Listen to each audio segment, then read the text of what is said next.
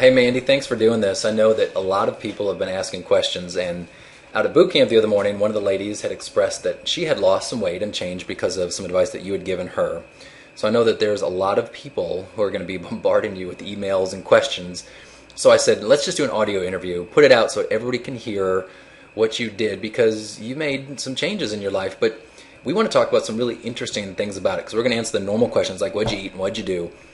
We're going to talk about some deeper things than that, like what it meant to you and things like that. So let's go through, and I'm going to show you. That is Mandy back in, what date was that? That was January of 2006. Okay. So that was a few years ago, and that was at your highest point, I think? Probably, yeah. Okay. And then click it again, and that is Mandy, how long ago? A week or two ago? Roughly about 3 or 4 weeks ago. Okay, and it's July of 2011 as we speak, but something interesting that you said, Mandy, was that this didn't happen overnight, and this didn't happen in 6 months. How long did this take? It's been 5.5 years since the day I decided that I was going to make a change. Okay. And I think something important to point out is that the person in the picture before, and we're going to get into this more later because this is the discussion that Mandy and I were having as we were preparing to do this, is that you're the same person in both pictures, and that's still Mandy Kana. And you are that, and it's not important what you look like, and so many people go into a diet thinking, go ahead and talk about that for a second. People go into a diet thinking that, okay, I'm going to do this, this, and this for a 6-week period, and I'm going to lose weight, and I'm going to look better. But I believe that they forget, the other aspects as far as how they're going to feel and the consistency that they're going to need in order to achieve, if it's a long-term goal or even if it's just 5 or 6 pounds. Neither one is going to be easy. But I do think that too many people go into it with the mindset of just wanting to look better versus wanting to feel better or just have a healthy lifestyle in general. That's good. Okay. There's another picture of you lifting, how much are those dumbbells? Those are 70. And you said you've done it with 90s before. I have. Okay, so if I grab the 90s right now, I'd be struggling, I think, more than you. That's darn good.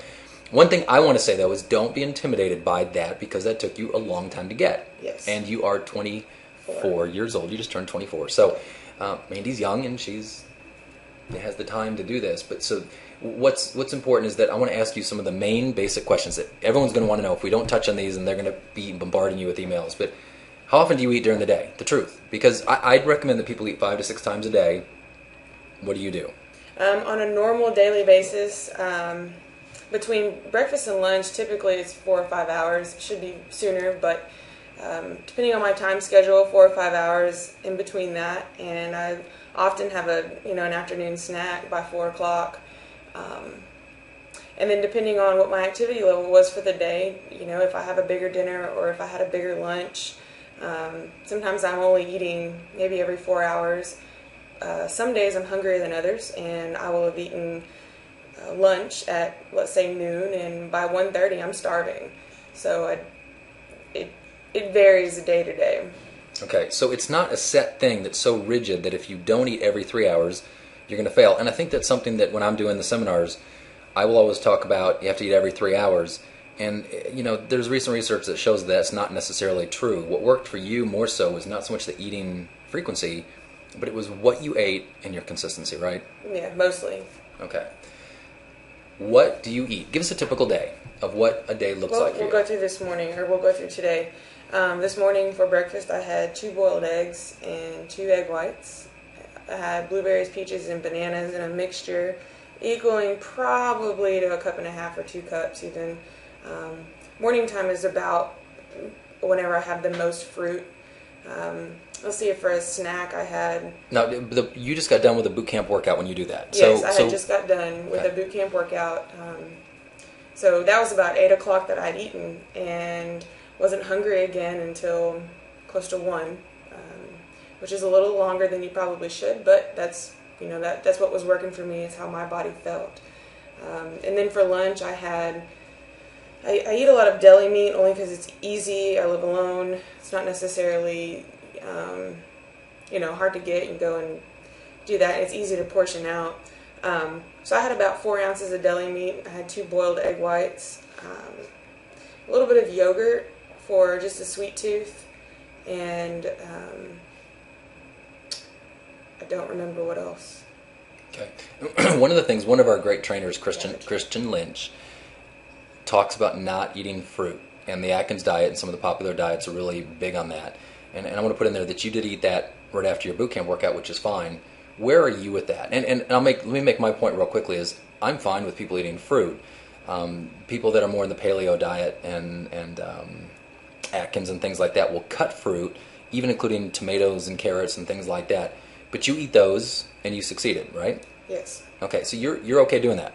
Yes. Okay. I also at lunch had, I always have a vegetable at lunch. It helps me stay a little bit more full, I guess, to the afternoon. And I try to always include more vegetables in my diet than I do fruit. Do you like vegetables?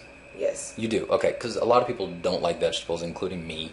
Well, I haven't always liked vegetables, though. So, okay, did you learn to like them then? Yes. There was no option. Why was there no option? I mean, from everything that I had read, because I did do a little bit of research before I started eating that way, from everything that I had read, that you have to have the phytochemicals and all the things that are in vegetables in order for the oxidation, like for fat to go away. Okay. Yeah. And anyway, I learned a little bit about it, and I don't know, I started seeing more results when I ate more vegetables, and the more different varieties and different ways of preparing them, whether it's raw or cooked, I found ways to incorporate them until I did like them. And so now you like them because you started eating them and got used to it.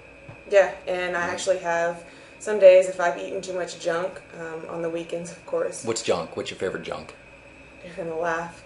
Graham crackers and strawberry cream cheese, which is not, it's not even too terrible, but it's something that gets the crunchy. Are you picky? I don't think you are you?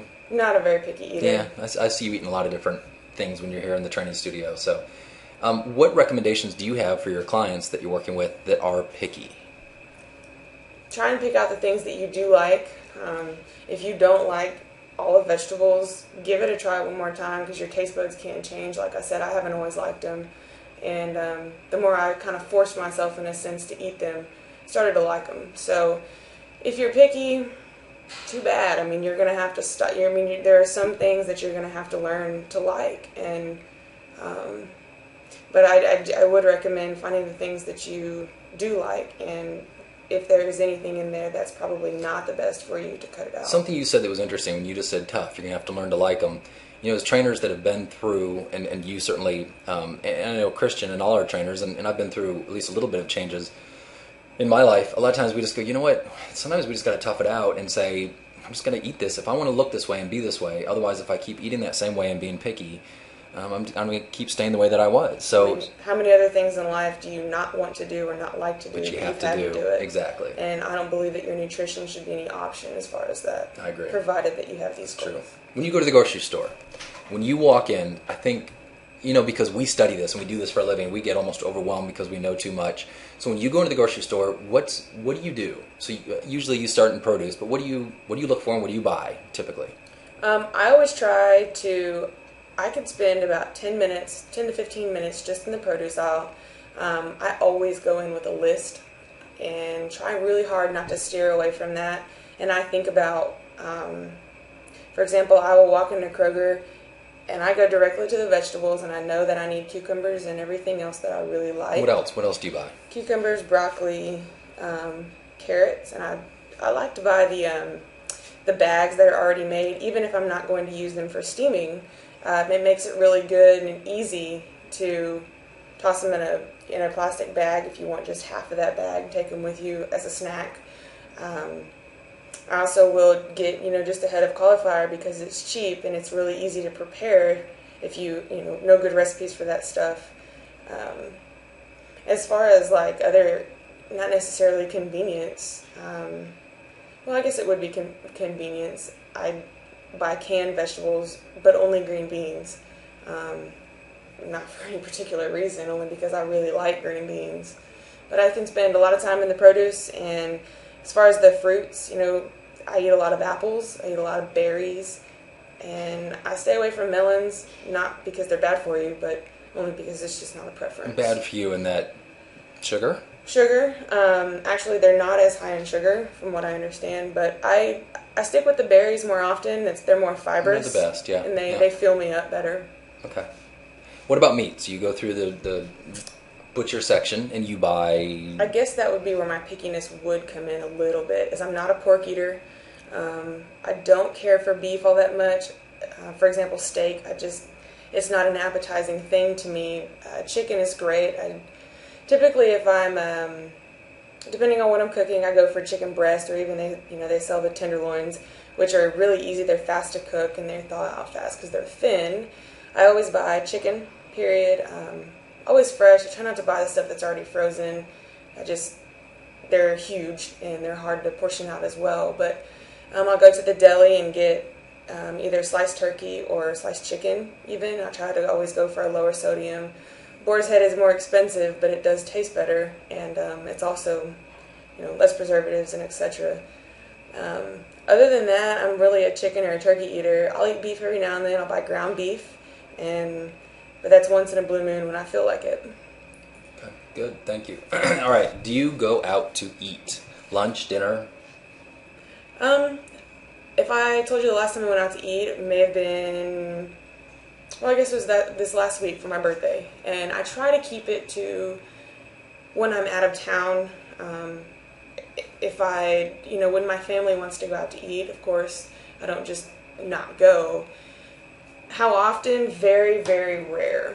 And I think that's key because it's so hard. I know for me when you go, because you don't know what you're getting on your plate when you choose it. Yeah, you don't. And although there are options that you think you're getting a healthy a choice off of their menu, when really it could be one of their worst.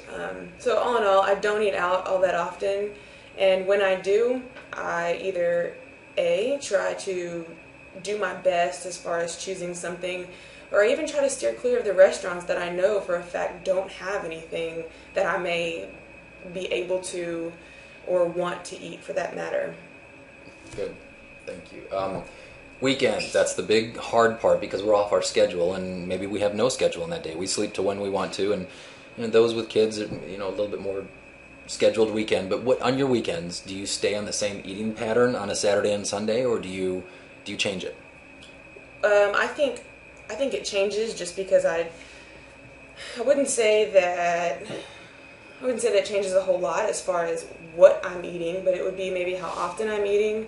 Typically on a Saturday, I do get up and work out on Saturday morning, so that alone helps me stay on track at least for breakfast. And if I can stay on track for at least breakfast and halfway for lunch, then I don't feel so near as bad if Saturday night I go out and have a dinner with my family. Typically I'm on the road Saturday afternoons, so it makes it hard to eat too often. Not necessarily by choice, but just, you're traveling and it's not that easy. So on the weekends I do let myself splurge. I don't eat a lot of processed carbohydrates during the week, so my little treats I will have on the weekends. Candy here and there with kids is hard to stay away from. So. You have kids? No, I have nieces. I'm sorry. Okay, all right. So with kids around. I want to clarify, just in case people are listening saying, I didn't know Mandy was married. Do you have a cheat day? And a cheat day, obviously, that's a pretty popular term, and I use that. A lot of people hate the word cheat because if you give yourself permission, it's not cheating. So do you have a fun day or a fun meal or a free meal? I don't plan one. Okay. And I don't plan one because, believe it or not, even though I'm a very structured person, if I plan to have a cheat meal at 6 o'clock Friday night with my friends and it doesn't happen, then I've already, in my mentality, I kind of, I've eaten really, really good, so if for some reason I don't go, then I might overdo it on my own, or the next day may have said, okay, well, I didn't have that cheat meal, so maybe I'll go tomorrow. So basically I don't plan it because in a real life situation, if you never know when you're going to come up to a point when all you have something is your quote-unquote cheat meal. That's true. So you just leave it when it comes. Yep, and I also leave it to craving, and I know that's not the best. However, for example, I have not had very many starchy carbohydrates as far as breads and pastas, and, I feel it coming on that I'm going to want graham crackers, for example, something with grains, and that's how I know that okay, I need to let myself have a little bit before it's a nightmare. Awesome. Quick lunch, middle of the day. You always bring your lunch, don't you? Well, yes and no. Sometimes I forget or I hadn't been to the grocery store. All right, so where do you go then, or what do you do? Well, I don't go out. I go to the nearest grocery store. Good. This is every time too. I really don't like to go out to eat, but for a quick lunch, I go to the deli. I have them slice me 4 ounces of chicken or turkey, whichever one I please. I go straight to the produce section. A lot of times we'll buy the pre-made bags of broccoli and carrots, or even the sugar snap peas and carrots, because they're more crunchy and they're sweeter, and they sometimes just taste better that day. Sometimes I'll grab an apple and a yogurt, and I keep spoons in my car. I think we forget that the grocery store can also be our place where we go out to eat for lunch, even though it's not as relaxing and fun. And if you're with a friend, that wouldn't really make as much sense to do that. But so you go to the grocery store, grab those things, and then come back to the office, I assume. Yes. Okay. What has, and maybe we're jumping ahead of ourselves, maybe we want to leave this to the end, but what has nutrition enabled you to do now in your life? And so looking at these 2 pictures, really important, and I think we made that point up front, and let's talk about this a little bit more, but you're the same person. That's still Mandy in there. But what are you able to do physically, maybe mentally, spiritually, that you weren't able to do before? Well, I think that the nutrition for sure has enabled me to be a healthier individual all around. And I can tell you that in the before picture, there's no way that I could have lifted the kind of weight I'm lifting now. Not because it looks different, but because the food I was intaking and putting in my body was not giving me the energy that I needed. I feel like now, having learned, I guess you could say, to like these different foods and the better nutrition for that matter, I feel a little stronger in myself as far as self-control and discipline, and as far as, in a sense, it'll make you feel unstoppable to a certain extent. And that, as far as other, enabled me, it just kind of gives me, it gives me a good sense of a good feeling inside that, hey, I feel healthier, and I can tell a difference in you when I've known you over the time, and you change for sure. All right, another picture of Mandy doing pull-ups. You can see her back, and Mandy's proud of her back. I am. It's just amazing watching her do pull-ups because, with the fat that you've lost in your body just shows the muscles that you have. Let's talk about this. When you were in that before picture and you decided, because you said that picture was taken a week before you decided to change, what was your goal at that point, and why? And then what has been your goal resetting as you've gone along? My initial goal was to lose weight, and it was all about appearance. It had nothing to do with my health. It was more so I was 17 years old and needed to lose weight so boys would like me, or so because in society it's not acceptable in order to look that way, and in other people's perception that is not the way you should look. And so it was kind of my initial goal was just to lose weight and look better. And when I went into it with just that mentality for the first month, I had a really hard time. It wasn't coming off fast enough, and my motivation was lagging because, my only goal was to look better, and in 6 weeks I didn't. But my goals have changed now. I guess throughout, over the first year, I had lost roughly, I don't know, 50 pounds or so. I'm not really sure. And from there, it kept just being a weight loss goal.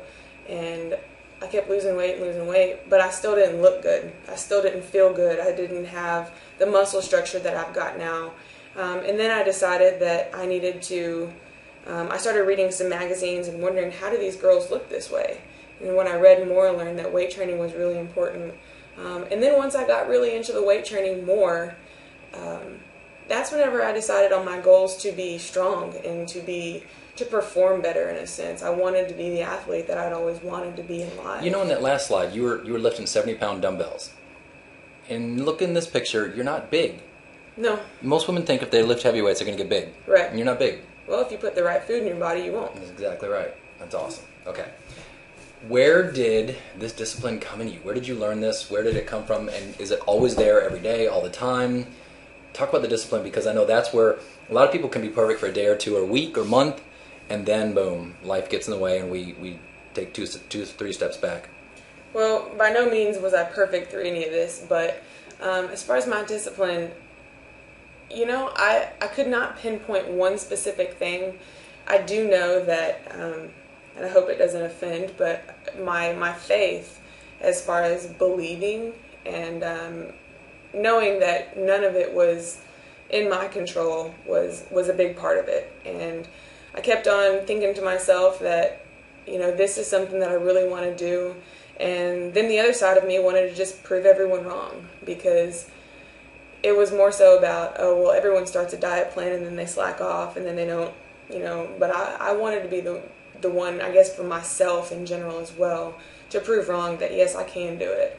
And so my mentality took a complete flip. And I don't know, with some of that other discipline, I guess you could call it support as well. From who?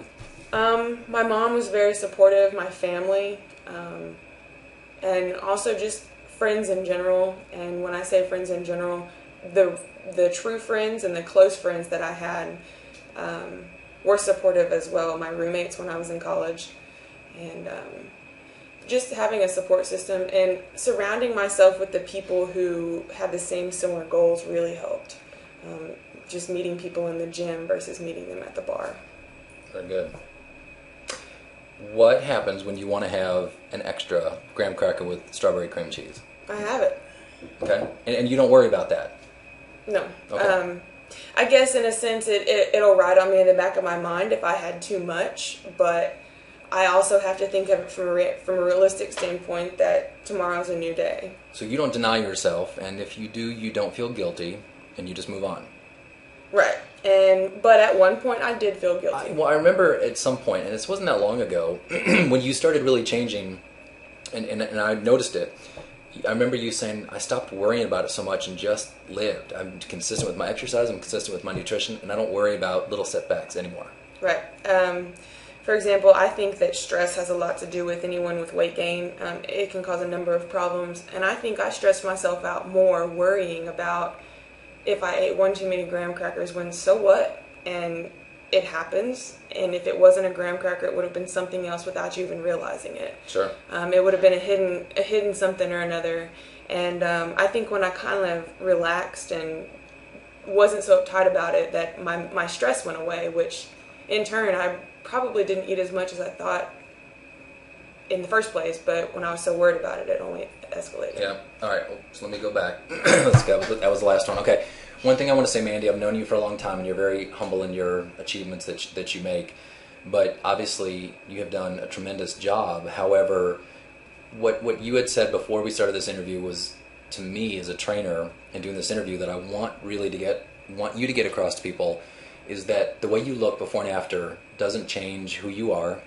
It doesn't do anything more than just help you be a better person, a better being, and better throughout the day, and you feel better about yourself. So really you started, at first your goal was about weight, and then after that it started being more about health and being fit and healthy so that you could be happy and fulfilled in your life. Is that right? Right.